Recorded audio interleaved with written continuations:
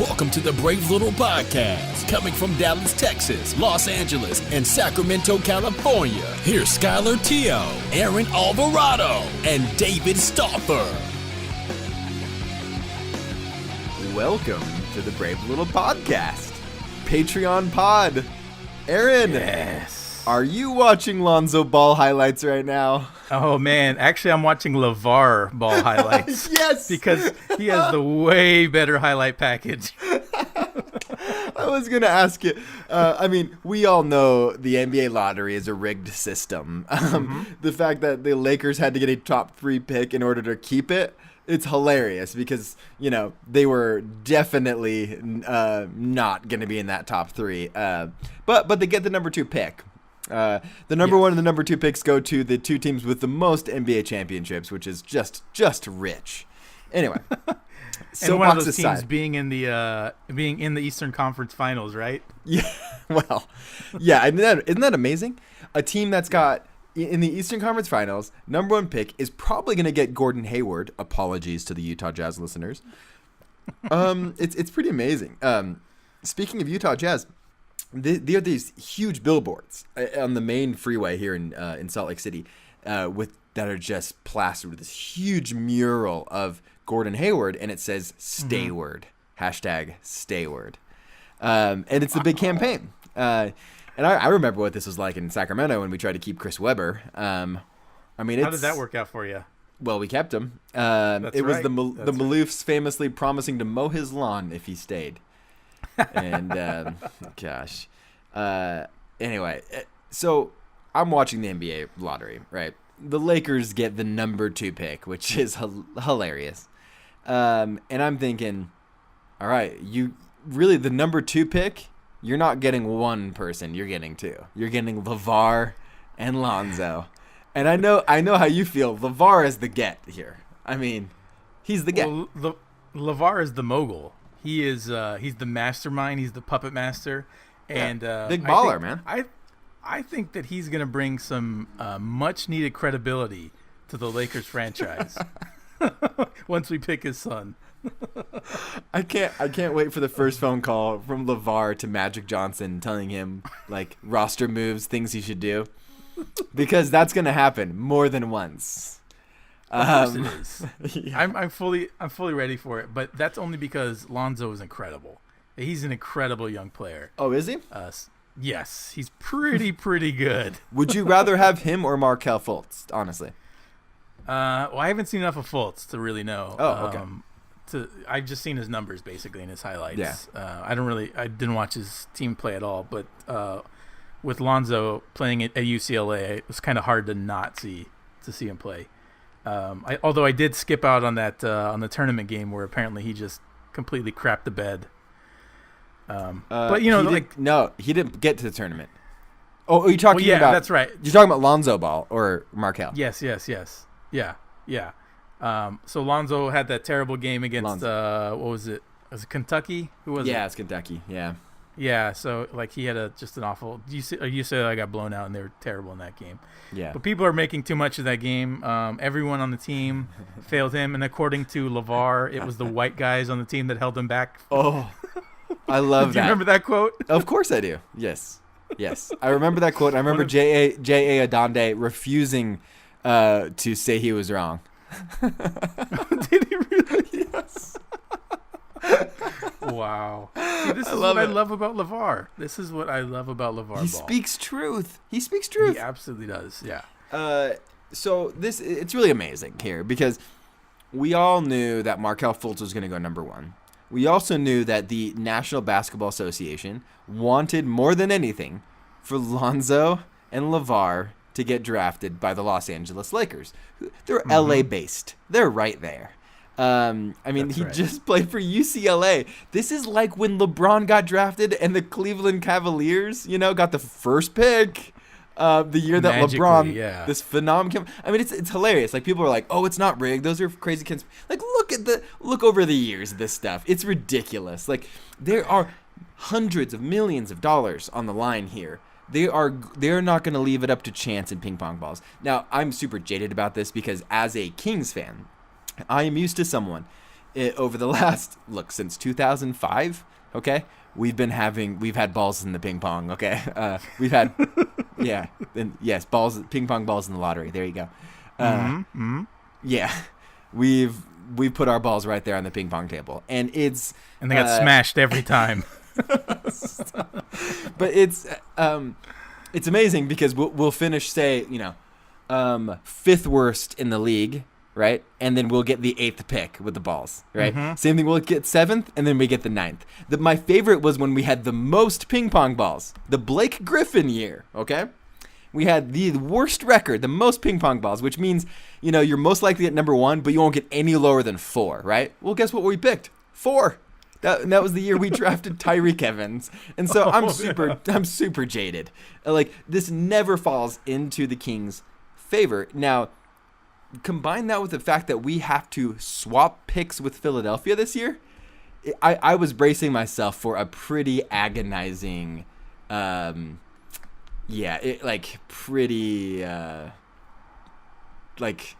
knew this was going to be a bad lottery for me because we had. I mean, you're ready for that disappointment. Oh yeah. Well, we have the Pelicans pick too, which I forgot was top 5 protected or top 7. So I'm ready for okay, we're going to watch Philadelphia get the number 1 pick, and we have to pick swap them, and we get the 10 or something like that, just the 10, and watch New Orleans jump in the top 5, and we lose that pick, right? I was prepared for the scenario, but you know what? I didn't know how to feel because we had the 8th pick. Okay, we get picked at number 3, right? And Philadelphia moves up to 5, and we pick swap from 3 to 5, which honestly, not that bad of a scenario. That could have been a lot worse. But we jump from 8 to 3, which never happens. But because of the pick swap, we still get 5. And then the Pelicans come in at 10. So it's perfect. They fell just out of their protected range. And so for the first time in franchise history, we have 2 top 10 picks in the lottery in a draft that is particularly deep. So I won. You won. The Mavericks, I don't know if they moved up or down or stayed where they were supposed to. They're going to be bad for a long time, and so Skylar's whatever. Yeah, no, they need a lot more than just one top draft pick. So the Mavericks, they're in trouble. Oh well, they're. I mean, right now it's just it's essentially the Dirk show, the Dirk retirement show. And it's getting pretty bad because I think Dirk needs to go. Well, yeah, he needed to go 5 years ago. Yeah. Yes. So. Good thing Sky doesn't listen to this. No, he never will. So, just a quick mention on that when you're talking about the Gordon Hayward stay. What was the Stayward. Stayward, that's right. So back when we traded for Dwight Howard. And he was on the expiring contract. That's right. LA famously put up the Dwight Howard billboards that just said "stay" on there. Oh wow! Oh my gosh! Didn't work. It didn't work so well. It didn't work. Yeah, and then he went to Houston. It turns out we didn't really want Dwight Howard. No, because he's terrible. No, he's not good. Yeah, he's not good at basketball. Screw that guy. I'm familiar with an individual who has played basketball with Dwight Howard, and it has unkind things to say. Just leave it at that. I won't name names. Speaking of knowing NBA players, I shared this with you guys in our text thread. Isaiah Thomas follows me on Twitter. Incredible. He follows like 1,500 people, and he's got 500,000 followers, right? I'm one of the 1,500. He's also DM'd me several times, and I screenshotted my DMs from Isaiah to me, and this is not a joke, people. Isaiah Thomas has DM'd me on Twitter several times for several different things, but I refuse to show you guys the full conversation. I mean, I can, just by seeing his response, I think that I have a pretty good idea of what was said on your end. So, tell me. I'll just leave it at that. But Isaiah hooked me up with tickets to a game once, and put my name down. What's that? And nude pics as well. He slid into your DMs. Let's just say it rhymes with ick pics. No, sorry. Sorry for those listening at home, the children. That was inappropriate. But Dude, look, it's pretty baller to go up to a ticket booth at a basketball game and be like, I got tickets under from Isaiah Thomas. It's under Isaiah Thomas's account, and they pull up my tickets. It's pretty baller. Yeah.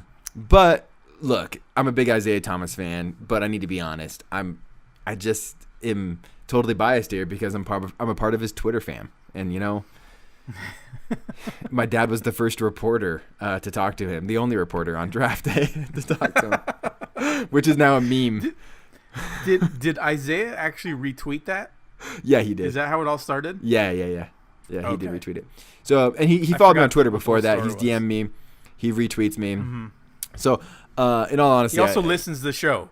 He's a listener. He listens to the podcast. He's a very. He's actually the first Patreon donator. So thanks, Isaiah. He did it under an alias, but yeah.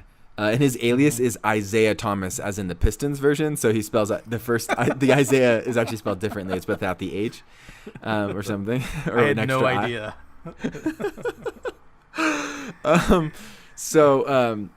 Yeah. Look. Bottom line here on this lottery stuff, other than me gloating about having some sort of digital relationship with Isaiah Thomas, I honestly, the last 10 hours, I've been just watching De'Aaron Fox highlights out of Kentucky because that's who we're drafting at number 5. There's no question about it. Lock it in. That's exactly what's happening. We're drafting De'Aaron Fox.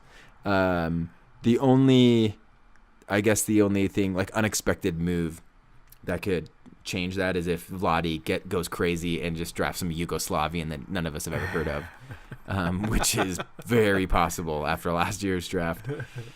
After we drafted Papa Ganoush or whatever his name is and played 0 minutes. Oh my gosh. Now, is Jimmer draft eligible this year? So Jimmer, we already drafted him once. Didn't work out. But he is the MVP in the second highest paying league in the world, the Chinese Basketball Association. Wow. He is the MVP. Averaging 75 points a game or something. Dude, I love that the Chinese call Jimmer the lonely god. That's just the best. Can we get that on a t-shirt? Because I'd definitely wear that around. Totally. Oh, totally. Why isn't Jimmer listening to the podcast? Oh, he does. Okay. He does. On those long flights home from China, from Yeah, Beijing. I got an email from Jimmer's wife when they got engaged, was his fiance, about an inquiry about doing video for their wedding. Mm-hmm. And I was too expensive for them.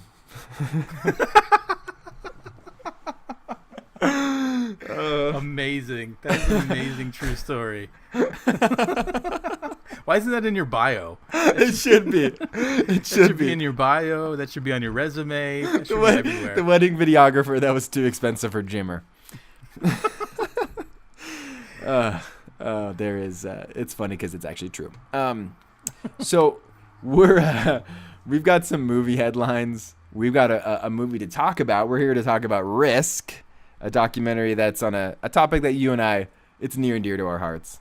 But we have some movie headlines that we got to go over first, and we'll get into that. But our first headline, just in movie news, is Comey asks Trump to drop Flynn investigation. I can't handle these. I can't. Okay, what's the bigger story?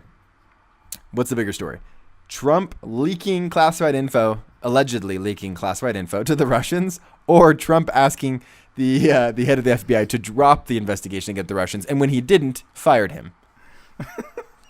I mean, at this point, this is a better drama than House of Cards. Oh, it is. It is. It's better than any movie. Yeah. It's more unbelievable than any TV show. Yeah. It's just It's every amazing. day there's a brand new story. You were talking to me a little bit earlier saying how some random person you talked to is just saying how they're fatigued on this stuff. Yeah. These politics. How could you not be? It's I been know. non-stop for almost a year now. Ever since the Republican National Convention was decided and Trump comes out the winner, basically he's been anyone has talked about since then. And even before then. So, yeah. I'm so beyond fatigued about this that I can't even deal. Some days I'll just wake up and realize, holy crap, Donald Trump is the president of the United States. It's really unbelievable. Yeah. I And listened so, to it's hard. It's really hard for me to get outraged at this point. Obviously, this stuff Yeah. is ridiculous. It's absurd and it's disqualifying as far as I'm concerned. But it's really, really difficult for me to get outraged at this point because I've been outraged for over a full year. yeah. At some point, I just run out of gas. Well, here's a really good, look, I lean left. There's no doubt about Not far that. enough. What's Not that? not far enough left. Not according to For me. Skylar. To Skylar, I'm basically like a conservative uncle. But I have some, I have some conservative viewpoints. But the funny thing is like, there is so much outrage, and if anyone listening, here's a surefire way to amp up that outrage, is to make some passing comment if you do hear a coworker or a friend or whatever that's just going nuts about all the Trump stuff, to be like, just ask like, but like, do we know it would be better with Hillary? Do we know that it wouldn't, do we know for sure that it wouldn't be better, or that it wouldn't be worse? I mean, like that's sure to push some buttons. That's pretty good. Now, about 3 months ago, if you would have said Bernie would have won, that's even better. Oh, well, man, I didn't want to tell Beemore and Skylar like on the eve of the election because there was so much shock and horror. I thought it's probably too soon to drop the Bernie would have won line. It's too soon, so I didn't, But even a week later, I remember mentioning it, and I remember you did the little tap back on iMessage and gave it a thumbs up or a heart. Oh yeah. And oh my gosh, Beemore and Skylar both just went nuts. I mean, they were so upset. But what's funny is now, like a couple months later, now it's kind of settled in as a fact that Bernie would have won. Because he would have. It's actually so.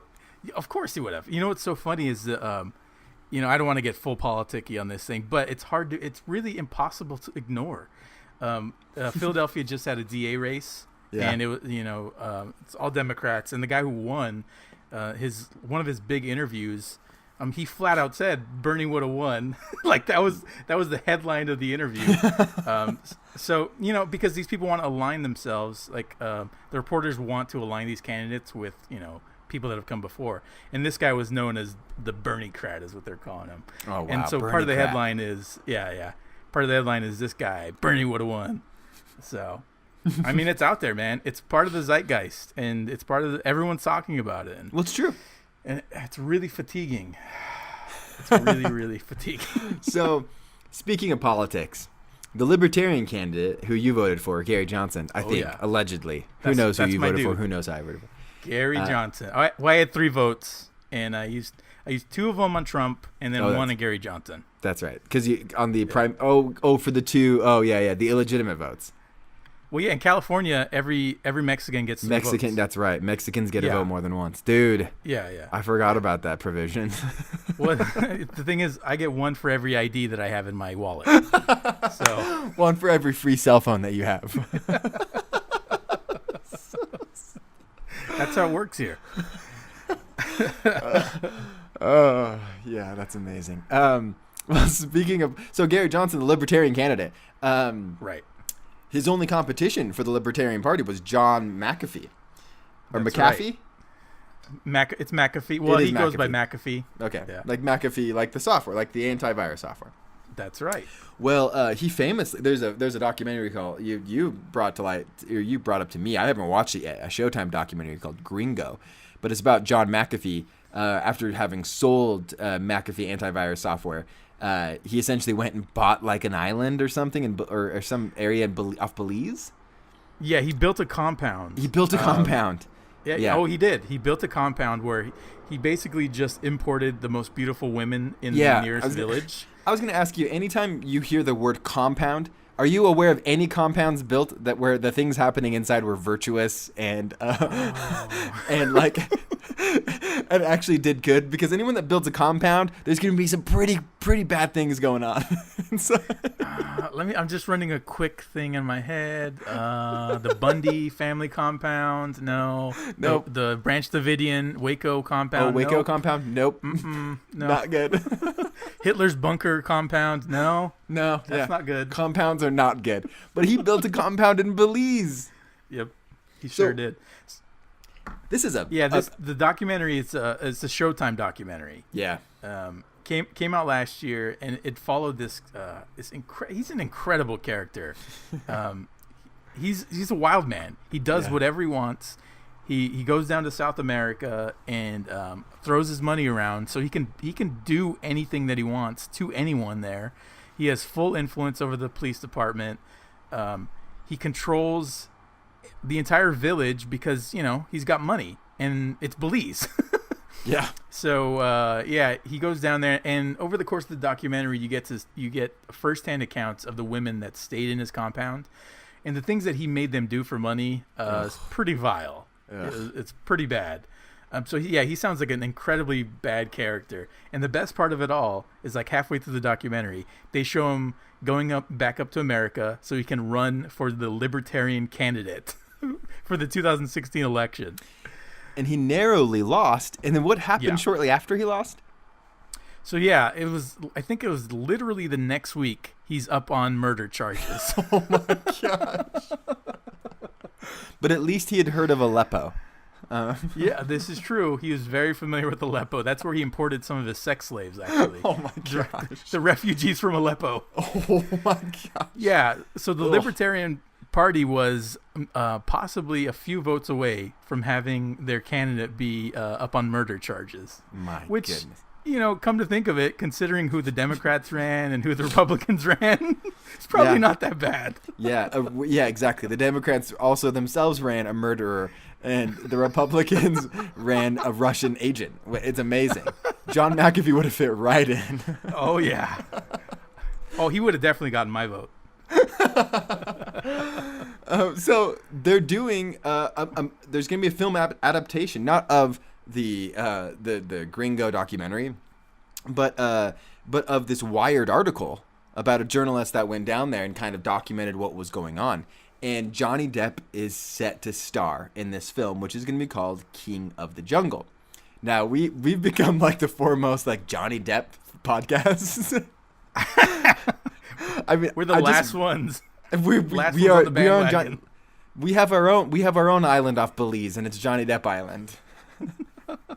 You and I are the last two. Telling me about Johnny Depp's living expenses. You were telling me something about that. Yeah. So the New York Times had this bombshell article drop. I believe it was New York Times. Might have been the Hollywood Reporter, but it was this past week, and largely sourced from his former business managers that are now being sued for $25 million by Depp and his new kind of attorney / manager. But these are people that have been his business managers since he was in 21 Jump Street, like the original TV show in the 80s.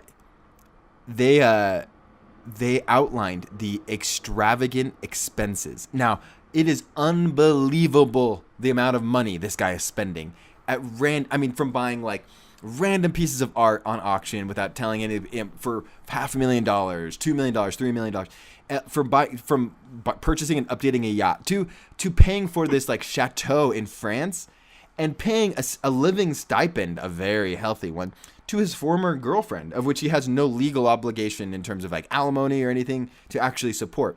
But his monthly billings had gotten up to $2 million.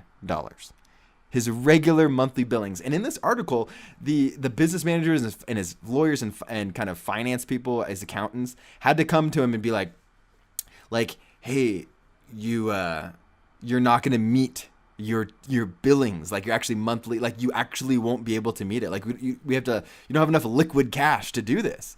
And he was kind of like, okay, I'll sell the yacht. All right, fine. And so, that's the best Johnny Depp impression you're going to get from me, by the way. But okay, fine. He sells it for like, $30 million or whatever. And, but to survive another 6 months or something, you know what I mean? Like, it's like crazy, the amount of money. Can you ever imagine a scenario where you're spending $2 million per month? Well, I've got to imagine just like little by little, you get used to this lifestyle of making this money to the point where he hasn't always been this rich. He really used to be this indie film darling when, he was making good money, but not like this. But when he jumped to the Pirates of the Caribbean level where the dude's getting $10-20 million a film, and then the back end on some of these movies, you become so, that's what's so crazy. It's the same syndrome that people talk about, or, in terms of like sports and athletics. And it's less about the upbringing so much of these people as it is about being surrounded by people that don't have your best interest in mind, allow you and enable you to live a lifestyle that you're absolutely not thinking about the finances because you have so much money. But you're paying for things that require upkeep and maintenance and regular payments. And you get used to that lifestyle. You get used to not caring about it. And next thing you know, you have $2 million a month billings. Right. I mean, it's wild. It's really incredible because, like you said, he wasn't always like this. So, in essence, he hit the lottery when he, after he made that Pirates movie. And, we've heard the horror tales of people that win the lottery and they're broke or they're dead within 2 years or 3 years. And it seems like this is like the similar sort of mindset that Johnny Depp has, where he can't spend his cash fast enough. Yeah, it's pretty interesting. And you talk about the upbringing, and I think actually it is. I think there's a big element to that because I don't know if you've ever seen this movie. It's called The 1%. It's a documentary. And it's the director is Jamie Johnson. He's an heir to the Johnson & Johnson. The Johnson & Johnson are not estate, but it's the fortune. Yeah. It's an empire, exactly. Yeah. And what he does is he's this, like this millennial kid who got a camera, and all he does is go around to his family, his brothers, his sisters, his parents, and he just sticks a camera in their face and asks them what they're doing. So you get to see what these people do on a daily basis is incredible. They do nothing. They do absolutely nothing. Yeah. I think the dad's big hobby is that he draws or he paints or something like that. Gosh. That's all he does on a daily basis.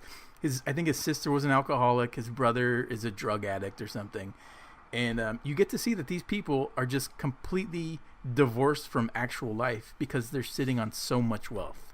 So I think it's a mental sickness. It is. And I think Johnny Depp has it. So. Think about it. Think about it, Aaron. Like every house or car you see and you want, you could have. Like imagine having that type of spending power. It's like, oh, I like that. I want that. I will have that. Right? Like the vast majority of people in this world will never reach that level of being able to say like, I want that, so I will have it with virtually anything. Right. And that's what Johnny Depp was at. When you just day after day, when you're able to do that, how can you pull back and get used to that dude has so many millions of dollars. You could live off the interest and be very rich and be fine. But he can't do that. Well, how about you just don't buy a new yacht every month? Don't buy a yacht. Don't buy a chateau in France and spend and give $100,000 a month to a ex-girlfriend. Right. How about you don't do that? Yeah. How about you don't shack up with Winona Ryder? Oh, don't shack up with purse thieves. Don't do it. How much money do you think she stole from Johnny Depp? Oh, it would if you put the over under at 5 million, I'd take the over. So would I. She's legitimately crazy, by the way. Yeah, she is, and that's what I love. And I love that she's getting employed because we need people with mental illness, mental sickness to be able to keep getting jobs. And Winona Ryder is an example of that. Well, yeah, and everyone is just enabling her, which is even the better part. Everyone just tells her how great she is. Yeah. Well, the theory of whether or not she even knew she was being filmed for Stranger Things. Yeah. Oh, God. That's hilarious. Oh man, she was just hanging lights, dude. That's what she does. She's just hanging lights. It's an actual documentary. She thought she was making a documentary about how she communicates through the lights, and it just happened to fit right in with Stranger Things. Oh man, that's so sad because she was amazing in Mr. Deeds. So, yeah, Johnny Depp. I wonder if he's making a big paycheck on King of the Jungle because I know Disney paid him top dollar, or I think Bob Iger he made a deal with the devil with Bob Iger that Bob would cover his Johnny's gambling debts if Johnny would do one of the most humiliating things he could do in his career, and that's appear live at the Pirates of the Caribbean ride at Disneyland. Which is what he did. Score one for Iger.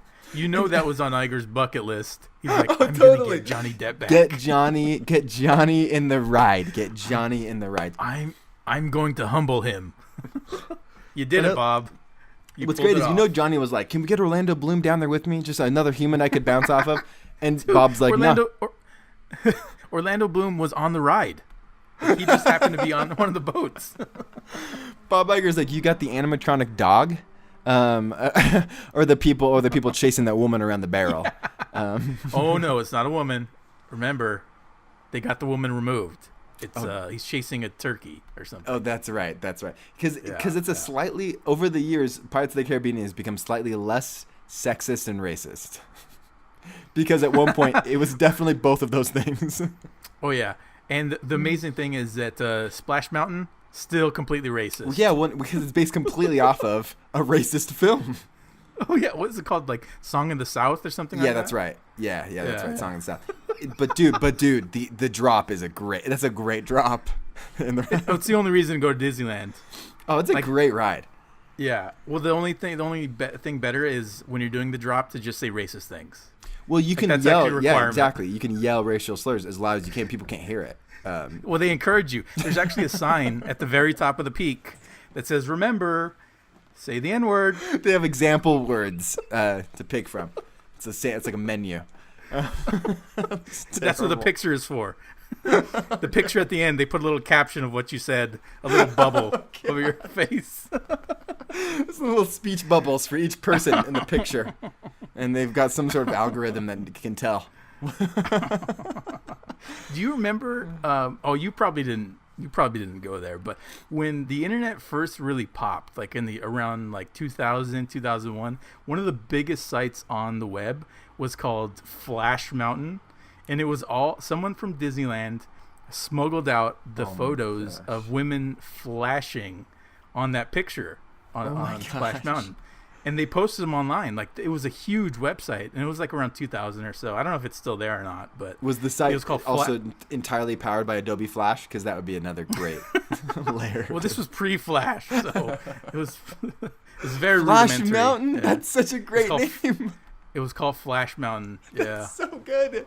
I know, it was good. Believe me, it was. Oh well. All right, I'll move on to the next story. We've got a lot of material out of that one. Michael Myers. We got another Halloween movie coming from David Gordon Green and Danny McBride. Yes. We've talked about this a little bit in past episodes. It's going to be a sequel to the first and the second Halloween, which is great because those are the only two that John Carpenter had a hand in, and John Carpenter is back in a producing role, and he's also teased that he will contribute to the score. But they're saying that they're going to make Michael Myers mortal again. And I like that because in the fourth Halloween film, when they bring back Michael Myers, they start this whole kind of mythos around his character about having all these powers and not being able to actually die. And ultimately, all he was in the first and second film is a human man that escaped an insane asylum, and he had a mask on. That's it. So I'm thrilled with this news that they're kind of going back to the roots and honestly, it's more terrifying when the person is human. Like, it's more terrifying. I agree, and I'm actually really looking forward to this one. Do we have a release date or any sort of projected release date? Well, they want it. Yeah, they do. They want it Halloween 2018. Okay, that's not too far away. Not too far away. Yeah, got about a year and a half ish. So, can you imagine how much money that's gonna make? Oh, it's gonna kill, dude. It's gonna make a killing, especially since Danny McBride will be in it. Yeah, well, I'm hoping that he's playing Michael Myers. Oh, that'd be so great. And his mullet is sticking out the back. Oh, that. Did I ever tell you that I saw Danny McBride at a Dodger game once? No. This is true. Yeah. So I had the company tickets, and we were sitting really close to the backstop. And there's a private section where all like the real money people sit, like directly behind home plate. Yeah. And out of the corner of my eye, I spot a greasy long mullet, and it was absolutely Danny McBride. Now, if I didn't see that mullet, I probably wouldn't have recognized him because he had giant black sunglasses on and a baseball hat pulled way down. Wow. Way over his eyes. Pulling the Leonardo DiCaprio. Oh yeah, he was in full. I mean, he practically was wearing one of those beekeeper outfits. Oh my god! To walk around there, it was hilarious. And the funny thing was, like, he walked past Jason Bateman, no joke, and Jason Bateman was just sitting there like normal. Jason Bateman, no disguise. No, none whatsoever. He actually stood up and waved at one point. This is not. I'm completely serious. Oh, he did. Jason Bateman. Yeah, someone called out his name, and Jason Bateman stands up, turns around, and waves at the guy. Wow. And Danny McBride is like, hat over his nose. Basically. Who's more famous, Danny or Jason? Jason. Yeah. Jason Bateman he's been a star, a TV star first. Yeah, for a long time. And a movie star. Yeah. Since he was like 12 years old. Yeah. I mean, we're talking about 30 years. And he's like from LA, right? Isn't he like? Exactly. Yeah. Yeah, I think he's from LA. He grew up in LA. But I mean, for all intents, I mean, he completely grew up here because he's been acting for so long. Yeah. Meanwhile, Danny McBride he's been hot for about 10 years. So. Yeah. But yeah, he's got to play. I love He's got to that. play the big superstar role. I love that Jason Bateman's willing to just go out and whatever, you know. Oh, he was completely cool. He was Yeah. completely cool. So That's cool. So screw you, Danny McBride. Yeah, screw you. But I can't wait to see your movie. I know, yeah, but I do love that you're in creative control of the Halloween franchise. Next, we have a poster for Darren Aronofsky's next film. We've been waiting for the next Darren Aronofsky film. It's been a while. He's had. Yeah, how long has it been? Dude, well, is Noah the last one?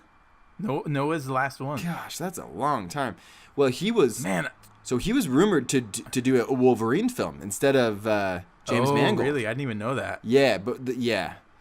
So he was off and on with that project for a while, and so I mean I bet he had done some serious pre-production work before he bounced off. But I think his vision of what Wolverine movie was going to look like was never going to jive with 20th Century Fox. I don't think ever. No, I don't think so. He's a little too artistic. Well, and this poster for his new film is proof of that.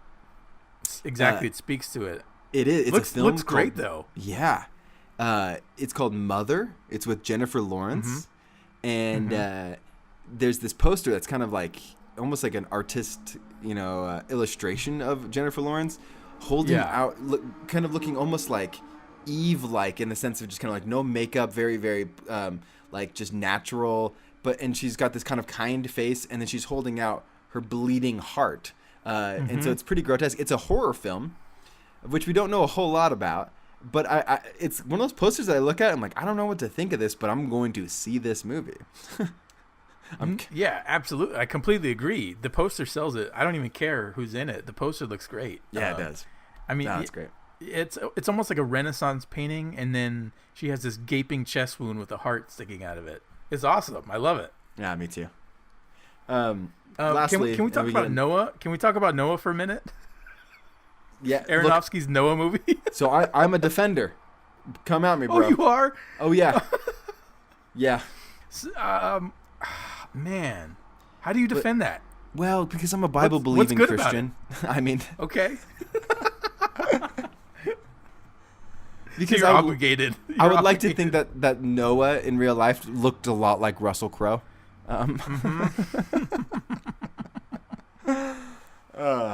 It's a problematic movie.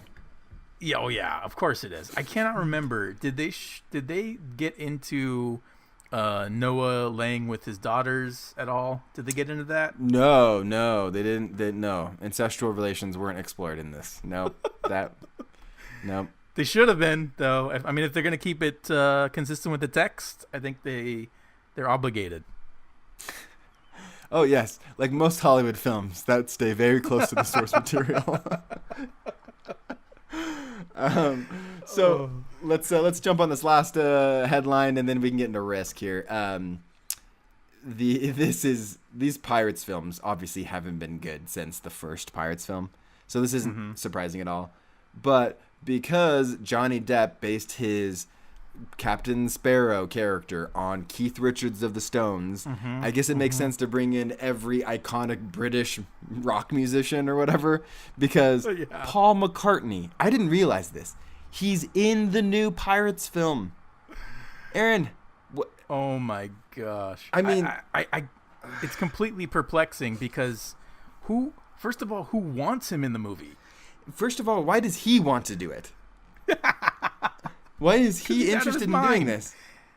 He's lost his mind. Paul McCartney has absolutely lost his mind. I respect what the Beatles did, but he's completely irrelevant today, unless you're over a certain age. Unless you're over the age of like 45, Well, look, maybe even 50 at this point. he just played a concert. He christened the Golden One Center, the new Kings Arena. Mm-hmm. And my What was parents the went average age of the attendee there? What, if you had to guess? well, my parents went. Yeah. And I mean, How old are your parents? my dad's 61, or he turned 61 this year. My mom's 57. And There you yeah, go. I would say the average age was 60. Yeah. And So- so this is again why is he in the Pirates movie? I think it's a one-upmanship type of, like, Keith Richards did it, and he was like, nah. Mm-hmm. He was like, no. I'm surprised Mick Jagger isn't, like, I mean, he's alive, I'd be right? down for that. Yeah, he's alive. I bet Keith specifically told him he would do it as long as they never asked Mick Jagger to do it. Anyway, dude, this link, and I've got it, I sent you the link. You can click on it and see Paul McCartney. It's so depressing to see my very favorite Beatle, one of the, if not the greatest band of all time, one of the greats. To see him in that makeup was heartbreaking. It looks like he's doing cosplay. Yeah, it does. Like bad. It looks like a bad it's very Captain bad cosplay. Jack Sparrow cosplay is what it is. Yeah. It looks like he bought the costume on Amazon. He spent the afternoon putting it together, and he just took a portrait of himself. And it's really embarrassing, to be quite honest. So bad. So let's get into our movie now. We're like 40 something minutes in here. Yeah. And I've got my webcam on so you can see me while we're talking, but I'm halfway tempted to cover it up because we're here to talk about all things the government and Julian Assange and whatnot, to talk about Laura Poitras's recently released documentary Risk, which is now, it just was theatrically released last week and is available on iTunes to rent for, I think, $7. You rented it. I went and saw it in the theaters. You and I are both fans of, or are at least intensely interested in, all things WikiLeaks, all things Julian Assange, all things Ed Snowden. I'd love your gut reaction after seeing this documentary. What'd you think? Well, right off the bat, I love Laura Poitras's work as a documentarian. Me too. I think she's incredible. Her work with Snowden, I mean, it's top notch. It's great journalism. The story that she told was perfectly handled, and she has an incredible skill set. And so I think she was perfectly set up to showcase this character that is Julian Assange. Now, that being said, Risk is not her best work. It's an incredibly interesting story. The documentary is well made, but after going through the entire experience, I think that she was probably too close to this subject matter. And I feel like there are moments where her personal feelings really detracted from the story that she was telling. And what personal feelings are you referring to? Well, I think that it becomes apparent that she actually starts to really dislike Julian Assange. She does. Yeah. And I think it's obvious. And there's a bias there. And if you're going to be this kind of like a floating specter of an observer, which is what a great documentarian should be in my eyes, you can't let your biases inform your decisions as a filmmaker. That's just me. Yeah. I mean, there are plenty of documentarians that do that, like the Michael Moores, like the Morgan Spurlocks, those type of people.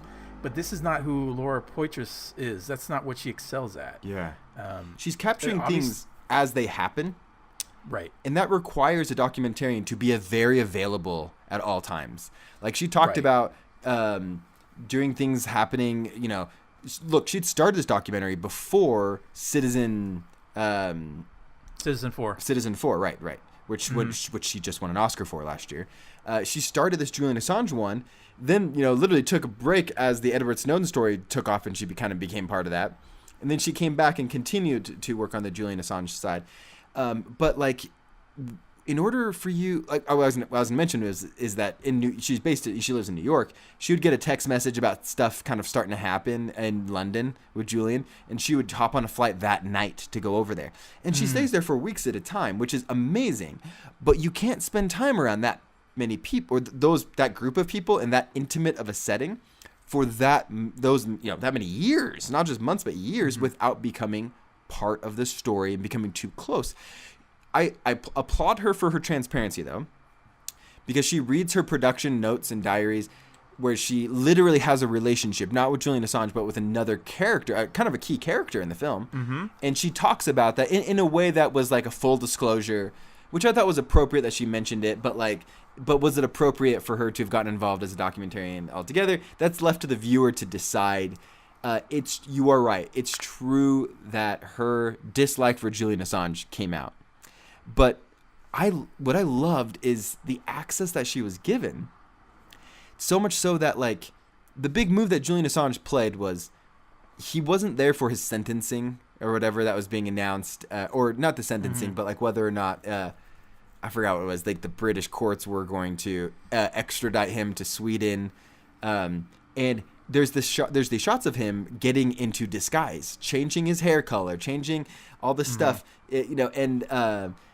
and she's filming it all, having no idea what's going on because she's there to film it, but they won't tell her what's going on. She doesn't know that he's going to the Ecuadorian embassy. So I'll say, like, as a fly on the wall type of thing, it was effective in seeing those moments. I certainly wonder what's it like living in the Ecuadorian embassy as Julian Assange. And I felt like I got a great sense of that. Oh, like yeah, the way he exercises, the way he communicates, the constant shots out the window of the police that are on guard at all times for whenever he's going to leave. And I thought that was really good. The narrative, I do agree with you, it suffers when her personal bias comes across, even though she's one of my favorite documentarians working today, and she still remains so. But also, and she does this by design, there's an incompleteness to her work because, I mean, I don't know if you had the same reaction I had. The end of this film are scenes of Comey testifying. Literally, this is James Comey. They released this film days after he's fired. They have no idea that's going to happen. No one had any idea that was going to happen. Not even Trump's people knew that was going to happen. And there's shots of him testifying that the Trump campaign is under investigation. And it's in the documentary.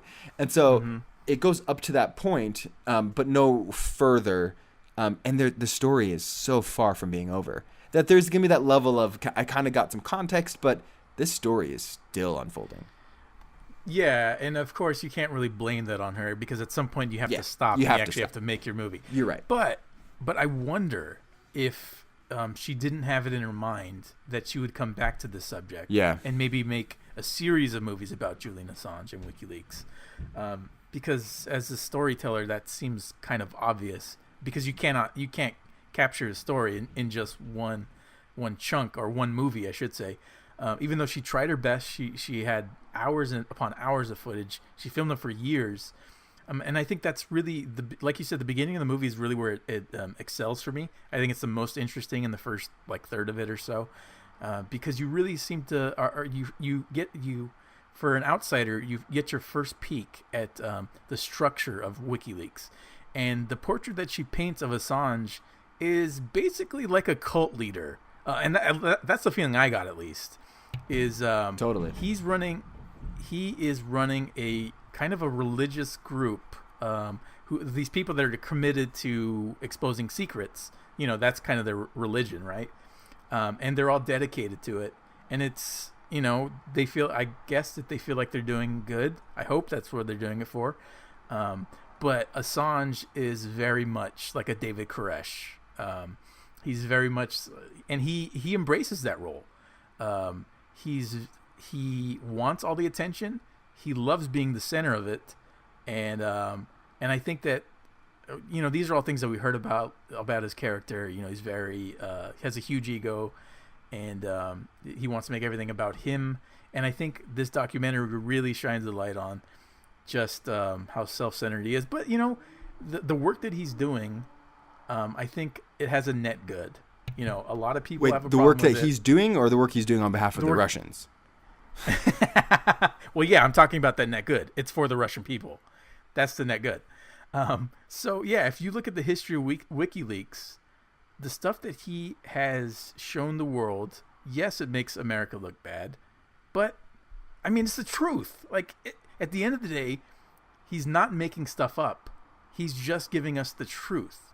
So if you want to be upset at the messenger, I mean, it's kind of irrational if you think about it.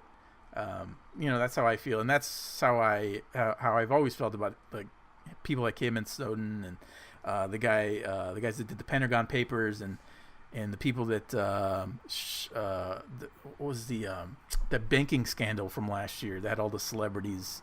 Oh man, I can't remember. It was like, yeah. Exactly, the Panama Papers as well. So all the people that leak these clandestine operations, these secrets, I appreciate it because I want to know what's going on. Because I feel like a conspiracy theorist half the time, and I hate that feeling. I don't want to feel like I'm chasing windmills. I want to know what's really happening, and so I have to thank people like Assange, even though he is a complete jerk. Yeah, and probably a rapist. Maybe, I don't know. We don't know. Yeah, we don't know. It's hard because you never want to victim blame in scenarios like that. He very well could be, or at least like some sort of, I don't know, deviant. But like, it's also, this is an individual that multiple governments will do whatever it takes to bring down, which means any other extracurricular type of accusation has to be really viewed under a microscope. It's hard to take those allegations as seriously, knowing that like governments want that man down. They want the following completely shut down. Can I just say, can't we just drone him? Well, do you remember that quote? Yeah. Who said that? That was Hillary Clinton. That was someone. Someone leaked that to. I think it was the Washington Post during the primaries. Can't we just drone him? Yeah. And we're sure things would be less crazy if she had been elected. Well, at least Assange would be dead. So. Oh gosh. Well, then who would Lady Gaga be able to interview? Oh. So this is one of my favorite moments of the documentary is Lady Gaga makes an appearance, and I didn't tell you about it because I knew that you'd get as much of a kick out of it as I did. But do you want to talk about this? Yeah. So I think it's about an hour and 15 minutes in. Right. You can clearly tell that Julian Assange is getting bored of living in the embassy, the Ecuadorian embassy. Yeah. Turns out, by the way, the Ecuadorian embassy, they didn't get like their first pick of the litter when it comes to embassies in London. No, it seems like a terrible place. It's really small. Very small. Yeah, and so at some point he decides it would be a good idea to invite Lady Gaga over to kind of give him like a semi-interview and like do a photo shoot with him. Well, she wants to get politically. She's interested in the activism, right? I mean, Oh yeah, and it shows when you see the questions that she's asking him. The first question that she asks is, "What's your favorite food?" I know. That's not a joke. That's literally her first question. Well, her first question off the record is, "Can you change the end of that shirt into a white T-shirt that makes you look more like a rock star?" Yes. Yeah, exactly. So that's her first suggestion to Assange is to change his outfit, to put on a dirty white shirt. So she has him sit in this chair, and she's got what looks to be like a Nikon Coolpix camera that she's turned to video mode. And she's just peppering him with these questions that are not just asinine, but elementary. I mean, it's just like, what is she getting at? She doesn't even, does she understand at all what he's doing? And she all she does is like, as soon as he starts answering it, you can tell in her mind where she's like, oh, I'm bored with your answer. And she just starts talking over him. Yeah. What are the chances that the battery on that camera was almost dead, by the way? I was going to say, can we get the footage of that?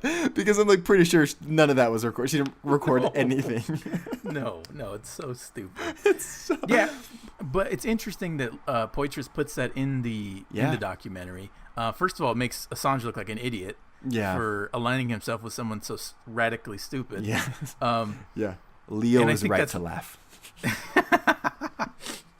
And I think that's why she did it, to show that this guy is, I mean, he's chasing the spotlight. Exactly. At all hours of the day, at all times. When you're locked up, that guy, the amount of news that was focused on that man over that amount of time. There's a level of it that has to be intoxicating for certain personality types that he may or may not be. The truth of it is, I believe very strongly in a lot of what he is doing is important work. I believe transparency and full accountability is like hugely important. And without people like him, we would not be getting it. Now, we happen to get someone that's somewhat of an egomaniac that's running that? Maybe. But you can tell that like when you're holed up in the Ecuadorian embassy, you become a lot less important.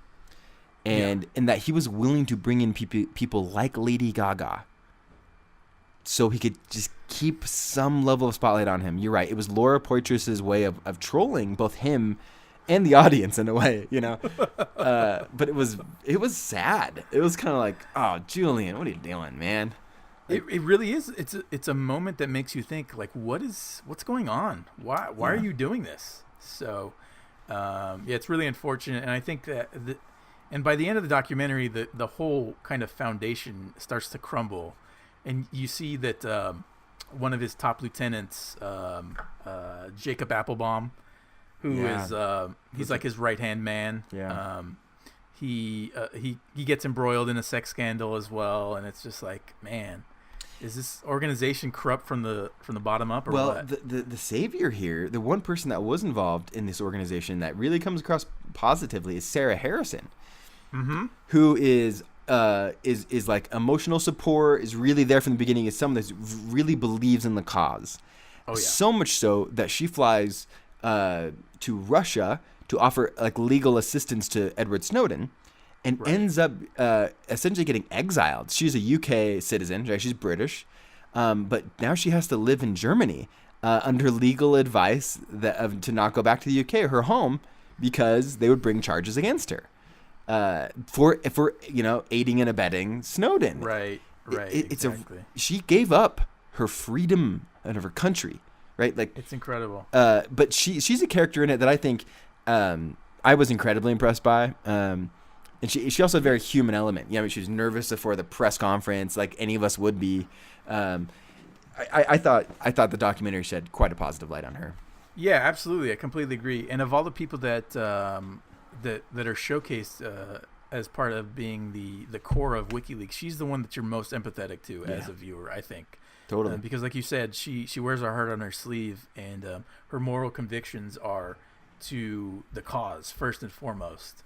I don't know if you can say the same thing for some of the other people involved, but but she is amazing. Yeah. And it's really unfortunate that she's been exiled. I know. Yeah, it's too bad. She's welcome in my apartment anytime. Yeah. I was gonna say, we have a spare bedroom, and it's cool with my wife. So, I know this isn't your favorite of Laura Poitras' work, and it's not going to win her a documentary like Citizen 4 did. But do you recommend people seeing it? Oh, absolutely. I absolutely do. Anyone that has any sort of interest in politics or global politics or secrecy or WikiLeaks in general, or, witnessing the power that governments wield over citizens that are looking for the truth. Because at the end of the day, hopefully that's what WikiLeaks stands for. If you have any sort of interest in that, then check out Risk, because it's pretty interesting to see how this organization is run. Even though they're not perfect, they do good in my eyes. They do, and I'll end on kind of hammering your point there home about they do good. Is it's I guess highlighted in one of my favorite scenes of the film. That's right at the very beginning when some leaked documents involving Hillary Clinton get essentially hacked from WikiLeaks, from another organization, and they're about to publish them unredacted. Mm-hmm. And this scene is Julian Assange and Sarah Harrison are contacting the State Department directly, as close as they can to Hillary's people, to ask if they get on the phone with her to warn her that these unredacted documents are about to go live. And they can't get Hillary on the phone, which is unsurprising, but it's funny the level, how close they were able to get, which was essentially, she lawyered up. Right. And they were like, I love the way they were trying to talk about it. They're like, we view this as much more your problem than ours. We're just here to warn you this is going to happen. And they're like totally not listening to them. No, they completely blow them off. They don't really care. No. But that is the state of things, right? So. Yeah, and they were trying to do the right thing, which is kind of like, they don't they're not obligated to reach out to them, but like, they want to give them a heads up. It's fascinating. So Yeah. anyway, I agree with you. It's worth seeing. It's worth renting. It'll eventually hit Netflix at some point.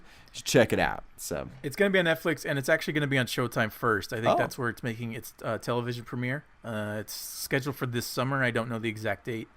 But like you said, it's in some theaters, select theaters, and you can rent it on iTunes for $7, which is what I did. So perfect. well worth it. Great. Awesome. Anything else? We're about an hour. No, I think that'll do it. Alrighty. I will ask what's next on the agenda. What are we looking at? Oh yeah, Alien Covenant Alien Covenant. or Alien Podvenant or something. Well, I'm actually going on vacation next week, so You I are. don't know. Yeah. I'll have to find another Ridley Scott fanboy or girl to do it with me. Can you just do like a week of Ridley Scott movies? Just review all of Ridley We'll start Scott? with The Counselor with Michael Fassbender. Oh, that's a good one. No, I never I've saw never it. It seen got that. such I bad don't know. reviews. Yeah, I skipped that one. You're going to Hawaii, right?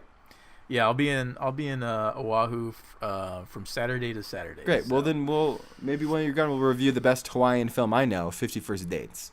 that's a great one. I love that one. I was gonna say we could do Moana. Oh, hey, that's kind of Hawaii, right? It's the island somewhere. Yeah.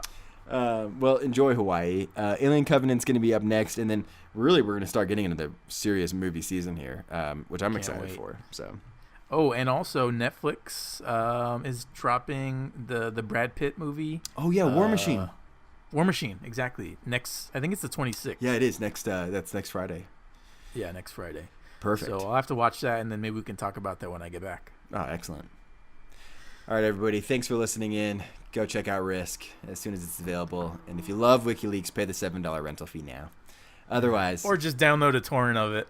oh, see, I didn't say that. He I'm did. sure. We're actually going to release this pod via WikiLeaks. So if you're listening to this, go to WikiLeaks.org or whatever it is. Download this cable. It's part of that the dead man's insurance policy. What was that thing? Yeah, that's right.